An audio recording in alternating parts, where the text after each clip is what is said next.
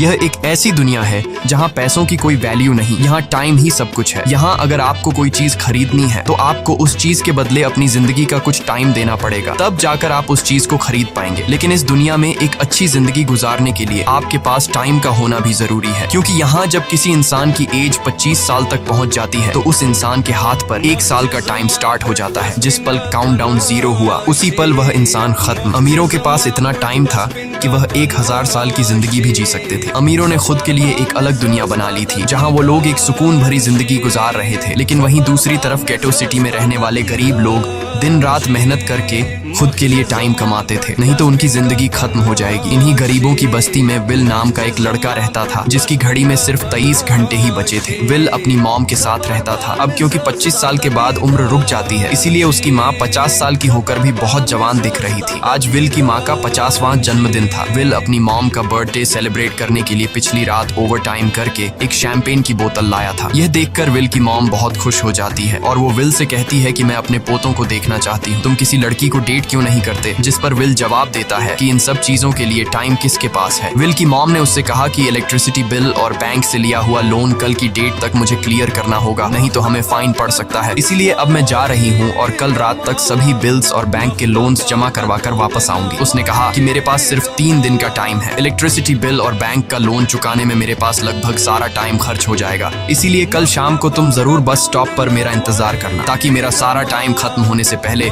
मैं तुमसे कुछ टाइम ले सकूं। इस पर विल ने कहा ठीक है, मैं टाइम पर पहुंच जाऊंगा। जाने से पहले विल की माँ विल के हाथ को छूकर उसकी बॉडी में 30 मिनट ट्रांसफर करती है ताकि विल अच्छा नाश्ता खरीद कर खा सके। इसके बाद दोनों अपने अपने काम पर निकल गए। रास्ते में विल के पास एक छोटी बच्ची आती है। वो विल को एक कैप्सूल देकर विल से उसका थोड़ा सा टाइम मांगती है। विल मुस्कुराते हुए उस छोटी बच्ची को कैप्सूल में अपनी जिंदगी का 5 मिनट का टाइम दे देता है और वह चली जाती है। यहाँ हमें पता चलता है कि यह लोग अपने टाइम को एक कैप्सूल में स्टोर भी कर सकते हैं, जिससे यह लोग कभी भी यूज और ट्रांसफर कर सकते हैं। इसके बाद विल काम के लिए फैक्ट्री पहुंच जाता है। काम शुरू करने से पहले वह कॉफी लेने जाता है, लेकिन वहां वह देखता है कि हर एक चीज का दाम डबल हो गया है। जहां पहले कॉफी 2 मिनट की मिलती थी, अब उसका प्राइस डबल होकर 4 मिनट हो चुका है। यहाँ पर कभी भी किसी चीज का भी दाम बढ़ा दिया जाता है बिना किसी अनाउंसमेंट के। ये बात विल को बहुत बुरी लगती है। मजबूरी में विल ने भी कॉफी के लिए अपनी जिंदगी के 4 मिनट पे किए और काम पर लग गया। दिन भर के काम के बाद रात के वक्त विल अपने दोस्त के साथ एक बार में जाता है। विल का दोस्त एक नंबर का शराबी था। वह हर वक्त शराब के नशे में टली रहता। विल का दोस्त विल को इशारे में बताता है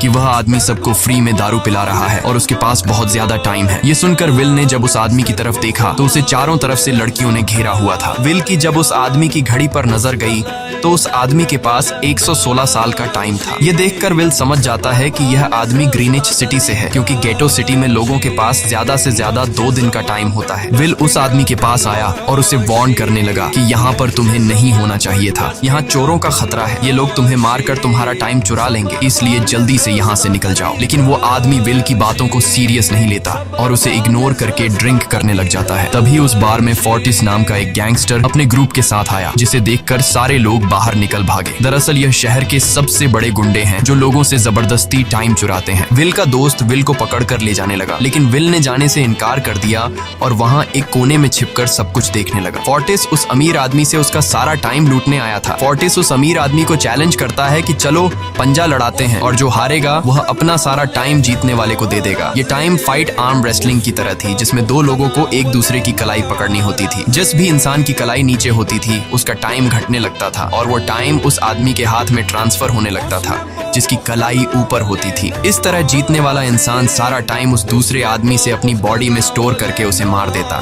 फोर्टिस उस आदमी से कहता है क्या तुम इसके लिए तैयार हो? इस पर उस अमीर आदमी ने कहा कि मैंने बहुत ज्यादा ड्रिंक की हुई है, इसलिए मुझे कुछ टाइम चाहिए, उसके बाद मैं तुम्हारे चैलेंज के लिए तैयार हूँ। फोर्टिस कहता है कि ठीक है, ये तुम्हारी आखिरी ख्वाहिश है, जाओ मैं तुम्हें तैयार होने के लिए कुछ मिनट देता हूँ। फोर्टिस उसके साथ अपना एक आदमी भी भेज देता है ताकि यह भाग न सके। वो अमीर आदमी बाथरूम में आकर बहुत ज्यादा उल्टियां करने लग जाता है क्योंकि उसे काफी चढ़ गई थी। इसलिए अगर वो इस हालत में फोर्टिस से पंजा लड़ता तो इस अमीर आदमी का हारना कंफर्म था। तभी विल वहां पर आ जाता है। वो फोर्टिस के आदमी को मारकर उस अमीर आदमी को अपने साथ उस जगह से बाहर निकाल लेता है और उसे फोर्टिस से बचाकर एक सेफ जगह पे ले आया। विल ने उस अमीर आदमी से कहा कि मैंने तुमसे कहा भी कि तुम्हारी जान को खतरा है, तुम जानबूझकर अपना टाइम क्यों बर्बाद कर रहे हो। वो आदमी विल को अपना नाम हेनरी बताता है और वो विल से पूछता है कि तुम्हारी उम्र कितनी है। विल ने बताया 28 साल। हेनरी ने कहा मेरी उम्र 105 साल है और अब मैं जिंदगी से थक चुका हूँ। मैंने अपनी लाइफ में हर एक चीज का मजा लिया है और अब मुझे इस जिंदगी की जरूरत नहीं है, मैं जीना नहीं चाहता। ये सुनकर विल ने हैरानी से पूछा आखिर तुम कहना क्या चाहते हो। इस पर हेनरी ने कहा लगता है तुम अब तक हकीकत से अनजान हो। क्या तुमने कभी सोचा है कि इस दुनिया में अलग अलग टाइम जोन्स क्यों बनाए गए हैं? आखिर क्यों तुम्हारे टाइम जोन गेटो में किसी भी वक्त चीजों के दाम और टैक्स बढ़ा दिए जाते हैं? दरअसल महंगाई जानबूझकर बढ़ा दी जाती है ताकि गरीब लोग मरते रहें और उनकी मौत का फायदा ग्रीनविच टाइम जोन के अमीर लोगों को होता रहे। असल में ये सारा सिस्टम उन्हीं का बनाया हुआ है। जरा सोचो, वहाँ ग्रीनविच टाइम जोन में लोगों के पास जीने के लिए हजारों साल है, लेकिन यहाँ गेटो में तुम लोग हर रोज जीने के लिए मेहनत मजदूरी करते हो। ऐसा इसलिए है क्योंकि उन्होंने तुम्हें यह करने के लिए मजबूर किया है। वो लोग तुम लोगों को ज्यादा टाइम देना ही नहीं चाहते ताकि तुम लोग मजबूरी में उनके लिए काम करते रहो। वो लोग महंगाई बढ़ाकर तुम्हें ज्यादा से ज्यादा टाइम खर्च करने पर मजबूर करते हैं ताकि तुम्हारे टाइम से वो हमेशा की जिंदगी जी सकें। उन्होंने अपनी जिंदगी का हर एक दिन गरीबों की मौत से इकट्ठा किया है और मैं ऐसी जिंदगी बिल्कुल भी नहीं जीना चाहता जो किसी गरीब मजबूर इंसान की मौत से मिली हो। ये सब सुनकर विल समझ गया कि हेनरी बहुत ही नेक दिल इंसान है। हेनरी ने विल से आगे पूछा अगर तुम्हारे पास मेरे जितना टाइम होता तो तुम क्या करते? विल ने मुस्कुराकर कहा कि सबसे पहले मैं बार बार टाइम को देखना छोड़ देता, क्योंकि उस वक्त भी विल के पास सिर्फ 18 घंटे होते हैं। वो सोने से पहले, सोने के बाद, खाना खाते टाइम हर वक्त अपनी घड़ी देखता रहता है, क्योंकि मुझे डर लगता है कि कहीं मेरा टाइम खत्म न हो जाए और मैं मर न जाऊं। विल कहता है कि मेरी मॉम घर संभालने के लिए बहुत ज्यादा मेहनत करती है। अगर मेरे पास तुम्हारी तरह इतना ज्यादा टाइम होता तो मैं अपनी मॉम के लिए ग्रीनविच सिटी में एक अच्छा घर खरीदता और हम दोनों वहाँ पर खुशी से जिंदगी गुजारते। इसके बाद विल ने हेनरी से कहा आज रात हमें यहीं रुकना होगा, सुबह तक खतरा टल जाएगा, तब तुम वापस अपने घर लौट जाना। इसके बाद ये दोनों सो जाते हैं। सुबह उठकर हेनरी देखता है कि विल अभी भी सो रहा है। वो विल के पास आता है और उसके पास जितना भी टाइम होता है वो सारा का सारा विल को ट्रांसफर कर देता है और अपने पास कुछ ही मिनट बचाकर एक ब्रिज के ऊपर जाकर बैठ जाता है। विल जब नींद से जागा तो उसने देखा कि हेनरी वहां से जा चुका है।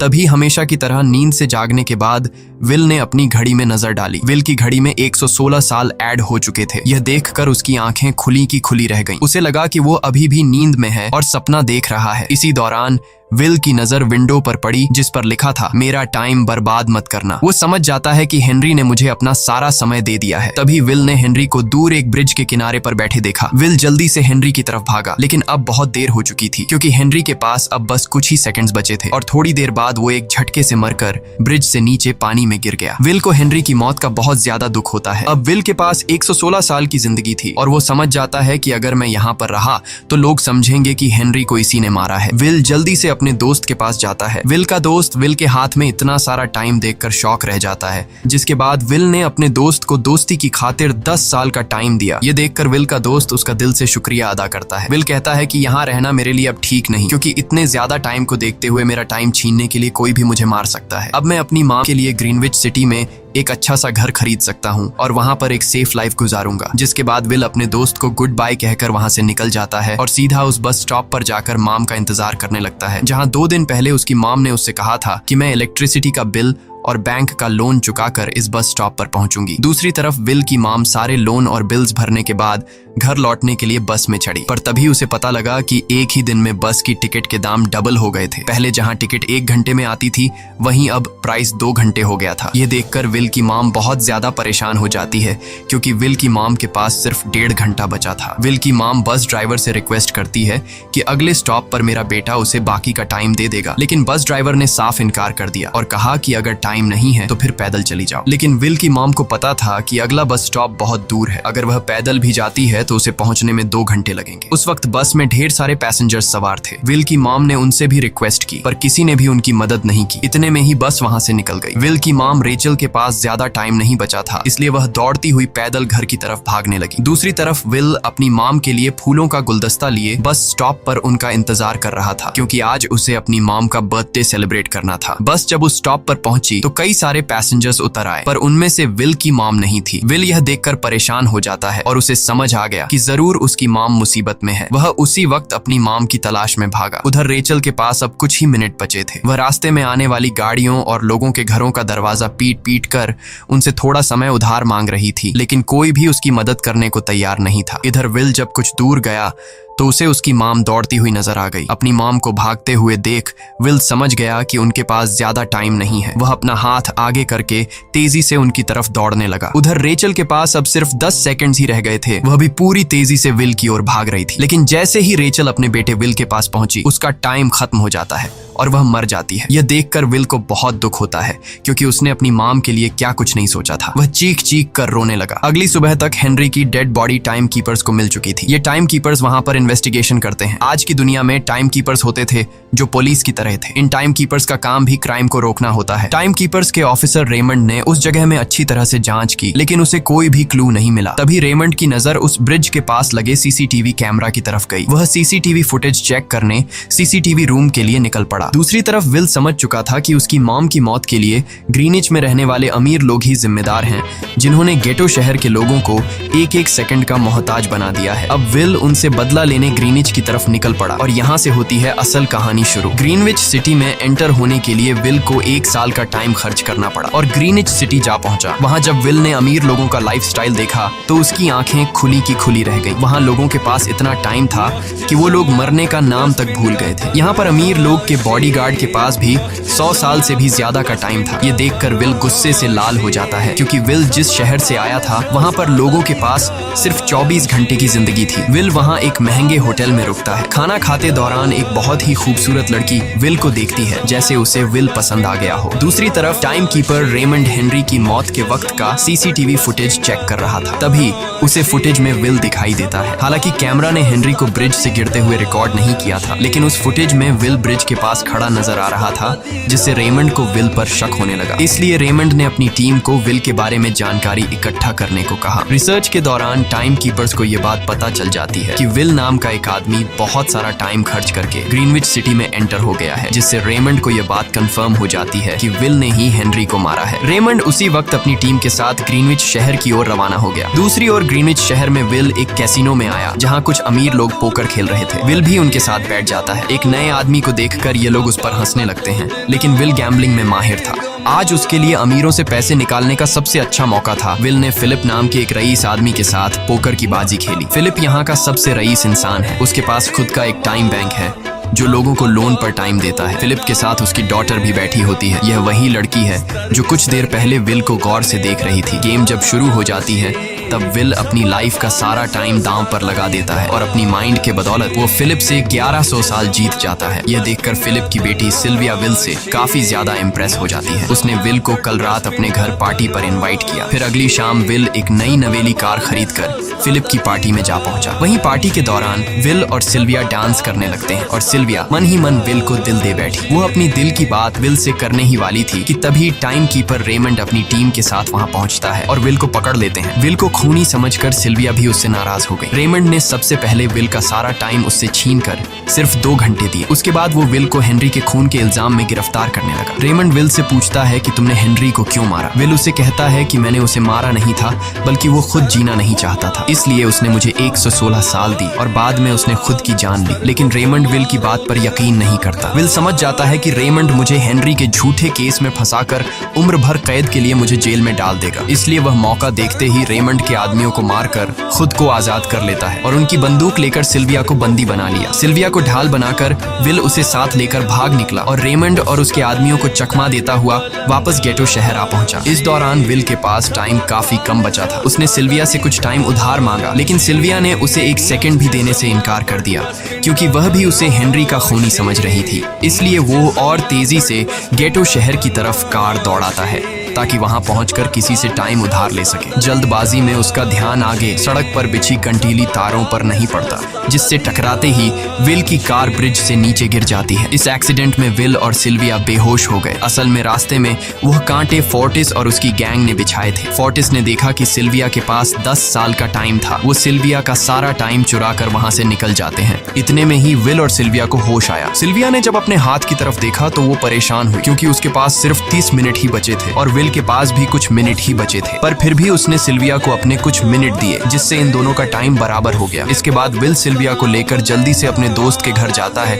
जिसे उसने 10 साल दिए थे। जब उसके दोस्त की वाइफ ने दरवाजा खोला और उसने विल को देखा तो उसने विल से नाराजगी जताते हुए कहा, तुम्हारे दिए हुए 10 साल ने मेरे हस्बैंड की जान ले ली। उसने सारा टाइम शराब में उड़ा दिया, जिससे उसकी मौत हुई। ये सुनकर विल मायूस हो गया, लेकिन अब इन दोनों के पास भी ज्यादा टाइम नहीं था। अगर यह दोनों जल्दी से कुछ नहीं करते तो इनकी भी मौत पक्की थी। तभी विल ने सिल्विया के कानों में ईयरिंग देखी, जो हीरे की थी। उसे बेचकर विल और सिल्विया को 2 दिन का टाइम मिल गया। इसके बाद विल सिल्विया को लेकर फोन बूथ पर आया। उसने सिल्विया के पिता फिलिप को कॉल किया और बताया कि उसकी बेटी अब तक सही सलामत है। उस वक्त रेमंड भी फिलिप के पास ही मौजूद था और विल को भी पता था कि रेमंड भी वहाँ मौजूद है। विल ने सिल्विया को छोड़ने के बदले 10,000 साल का टाइम मांगा और वो 10,000 साल टाइम बैंक के जरिए गरीब लोगों में बांटने को कहा और कल सुबह तक का टाइम दिया। हालांकि फिलिप के लिए यह रकम कुछ भी नहीं थी, पर फिलिप किसी भी कीमत पर गरीबों को टाइम नहीं देना चाहता था। इधर विल सिल्विया को अपने घर ले आया, जहाँ पर दोनों सुबह होने का इंतजार कर रहे थे। इसी दौरान सिल्विया ने विल से पूछा कि उसकी फैमिली कहाँ है। इस पर विल ने बताया कि पिछली रात ही टाइम न होने की वजह से मेरी माँ की डेथ हुई। ये सुनकर सिल्विया को बहुत बुरा लगता है और उसे एहसास होता है कि यहाँ गरीब लोग हर पल मौत के डर में जीते हैं। उन्हें एक दिन का टाइम कमाने में कितनी मेहनत करनी पड़ती है। अगली सुबह बैंक खुलते ही विल और सिल्विया खिड़की से बैंक पर नजर रखने लगे, लेकिन बैंक ने गरीबों में टाइम नहीं बांटा। सिल्विया ये देखकर बहुत मायूस हो गई कि टाइम के आगे उसके पिता के लिए अपनी बेटी की भी कोई कीमत नहीं थी। अब सिल्विया को समझ आ गया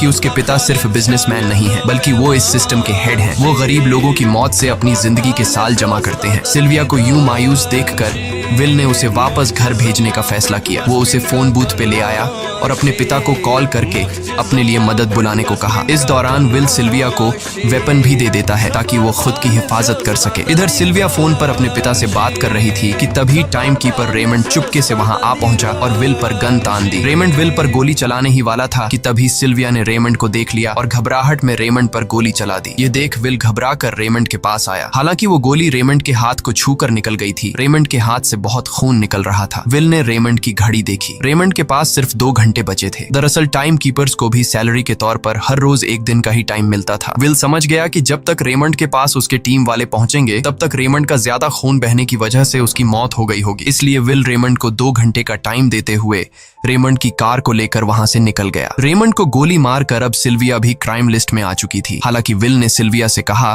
कि वो अभी इन सब से निकल सकती है, लेकिन ग्रीनिच में सिल्विया की जिंदगी पिंजरे में कैद पंछी की तरह थी। उसके पिता फिलिप ने उस पर बहुत सारी पाबंदियां लगा दी थीं, पर यहाँ आकर उसे आजादी का एहसास हो रहा था, क्योंकि यहाँ वो अपनी मर्जी की मालिक थी। और सिल्विया समझ जाती है कि यहाँ पर लोगों के साथ गलत हो रहा है। अब वह भी गरीबों को उनका हक दिलाने में विल के साथ थी। विल और सिल्विया ने मिलकर अमीरों को लूटना शुरू कर दिया। सिल्विया, जो कि ग्रीनिच सिटी के चप्पे चप्पे से वाकिफ थी, इसलिए इन दोनों ने प्लान बनाया कि वो ग्रीनिच सिटी में बैंक से टाइम कैप्सूल चुराएंगे और उनको गरीबों में बांट देंगे। सिल्विया ने सबसे पहले अपने पिता फिलिप के कई सारे बैंक्स में डाका डाला, क्योंकि फिलिप ने गरीबों की मौत से वह सारा टाइम इकट्ठा किया था। इन दोनों ने तिजोरी से सभी टाइम कैप्सूल एक बैग में पैक करके वहां से निकल गए और उन्हें गरीबों में बांटने लगे। इतनी बड़ी चोरी करने के बाद अब सरकार भी इन दोनों से तंग आ चुका था। इसीलिए सरकार ने इन दोनों के सर पर 10 साल का टाइम इनाम रख दिया। ये खबर सुनते ही गैंगस्टर फोर्टिस अब इन दोनों को कुत्ते की तरह ढूंढने लगा। लेकिन विल और सिल्विया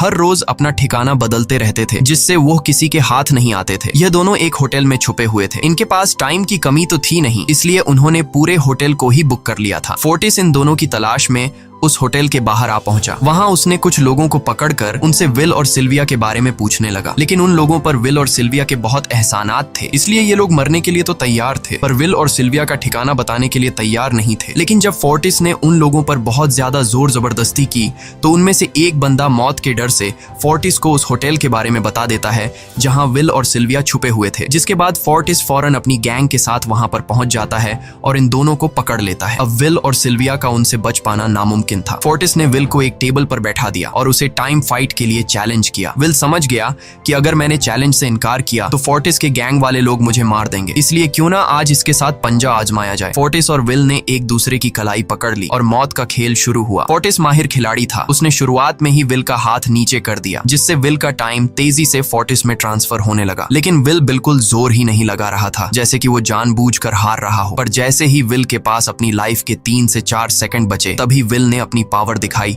और एक झटके से फोर्टिस का हाथ नीचे कर दिया। फोर्टिस की आंखें खुली की खुली रह गईं। वो पूरा जोर लगाकर अपना हाथ ऊपर करने की कोशिश कर रहा था, लेकिन विल की ताकत के आगे वो ढीला पड़ चुका था। ये देख फोर्टिस के आदमियों का ध्यान फोर्टिस की घड़ी पर अटक गया। अब उनका बॉस मरने वाला था। इतने में ही मौका पाकर विल ने अपने जूते से गन निकाली और पलक झपकते ही फोर्टिस के सारे आदमियों को शूट कर दिया, क्योंकि अगर वो ऐसा नहीं करता तो वो लोग उसे मार देते। इसी के साथ फोर्टिस का टाइम 0 हो गया और वह भी मारा गया। विल और सिल्विया जल्दी से वहां से भाग निकले। इसी दौरान उन्होंने देखा कि अमीरों ने सारा खेल पलट दिया था। विल और सिल्विया ने गरीबों में जितना भी टाइम बांटा था उसकी वैल्यू अब कुछ भी नहीं रही थी, क्योंकि अमीरों ने महंगाई के दर को कई गुना बढ़ा दिया था। यह देख विल हारा हुआ महसूस करने लगा और उसे लगा कि मैं कभी भी इन गरीबों को उनका हक नहीं दिला सकूंगा। उसने सिल्विया से कहा कि अब सब खत्म हो चुका है, अगर वो लोगों में 1000 साल भी बांट दें तो अमीर लोग महंगाई को और ज्यादा बढ़ा देंगे, जिससे लोगों की हालत कभी नहीं सुधर पाएगी। सिल्विया ने कहा कि कोई तो रास्ता होगा। इस पर विल ने कहा कि हमें लाखों साल चुराकर इन लोगों को देने होंगे, तब जाकर हम लोग महंगाई को कंट्रोल कर सकते हैं। हालांकि यह इतना आसान नहीं था, पर सिल्विया ने इसके लिए एक प्लान सोच रखा था। अगली ही सुबह जब फिलिप अपने बॉडीगार्ड्स के साथ ऑफिस पहुंचा, तभी सिल्विया वहां आई और उसने अपने पिता से कहा कि वो सरेंडर करना चाहती है। तब सारे गार्ड्स ने सिल्विया पर गन तान दी, लेकिन तभी वहां पीछे से गार्ड के बेस में छिपा विल वहां आ पहुंचा। उसने फिलिप के सर पर गन रखी और उसके जरिए लॉकर का दरवाजा खुलवाया। विल और सिल्विया ने फिलिप के लॉकर से एक टाइम कैप्सूल चुरा लिया, जिसमें 10 लाख साल का टाइम मौजूद था। इस टाइम कैप्सूल का एक साल गरीबों की ही मौत से आया था। विल और सिल्विया वह टाइम कैप्सूल लेकर भाग जाते हैं। इधर रेमंड को जब यह बात पता चली तो वह फौरन विल और सिल्विया के पीछे लग गया। जब रेमंड ने अपने हाथ पर घड़ी को देखा तो उसके पास 1 घंटे से भी कम टाइम बचा हुआ था। वह हेडक्वार्टर कॉल करके कहता है कि मुझे मेरी सैलरी कैप्सूल में भेज दो, मेरे पास टाइम कम है। लेकिन इससे पहले कि वह अपनी बॉडी में कैप्सूल से टाइम ट्रांसफर कर पाता, उसे विल की कार दिख जाती है और वह कैप्सूल से अपनी बॉडी में बिना टाइम ट्रांसफर किए उनके पीछे लग जाता है, क्योंकि अगर वो 10 लाख साल गरीबों को मिल जाते तो गेटो टाइम जोन का हर एक इंसान अमर हो जाता और अमीरों का बनाया पूरा सिस्टम तहस नहस हो जाता। रेमंड ने विल और सिल्विया को पकड़ने के लिए अपनी पूरी जी जान लगा दी, लेकिन वो उन्हें रोक नहीं पाया। विल और सिल्विया रेमंड को चकमा देकर गेटो शहर आ गए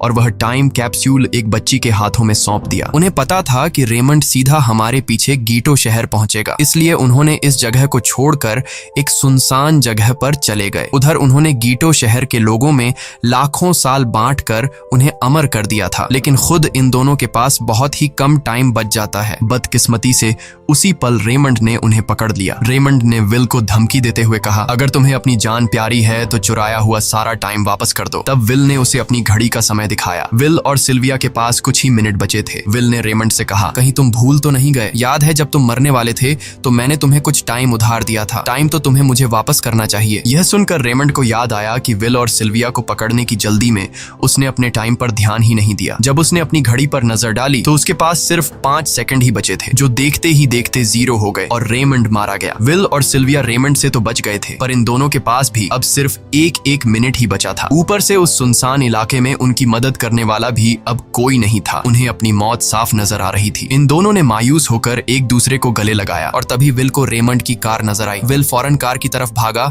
और वहां पहुंचकर उसने रेमंड की सैलरी का टाइम अपनी घड़ी में ट्रांसफर कर दिया। इसके बाद वह सिल्विया को भी टाइम देने उसकी ओर भागने लगा। सिल्विया भी तेजी से विल की ओर दौड़ रही थी। सिल्विया के पास कुछ ही सेकंड्स बचे हुए थे। यह बिल्कुल उसी तरह का पल था जिस तरह से विल ने अपनी मॉम को खोया था। विल ने अपनी मॉम को तो खो दिया था, पर सिल्विया को नहीं खोना चाहता था। विल सिल्विया के बिल्कुल करीब ही था, पर तभी सिल्विया विल की बाहों में गिर पड़ी। लकीली विल ने सही वक्त पर सिल्विया का हाथ थाम लिया था, जिससे उसकी जान बच गई। विल और सिल्विया की बदौलत अब डेटन शहर के सारे लोग अमर हो चुके थे। अब उन्हें 1-1 घंटे कमाने के लिए फैक्ट्रीज में काम करने की जरूरत नहीं थी। वह सभी अपने सपनों को पूरा करने ग्रीनिच शहर की ओर निकल पड़े, जिससे अमीरों का बनाया सारा सिस्टम फेल हो गया। वहीं इसी के साथ यह कहानी खत्म हो जाती है। अगर आपको वीडियो अच्छी लगी हो तो हमारे चैनल को सब्सक्राइब और वीडियो को लाइक जरूर कीजिएगा।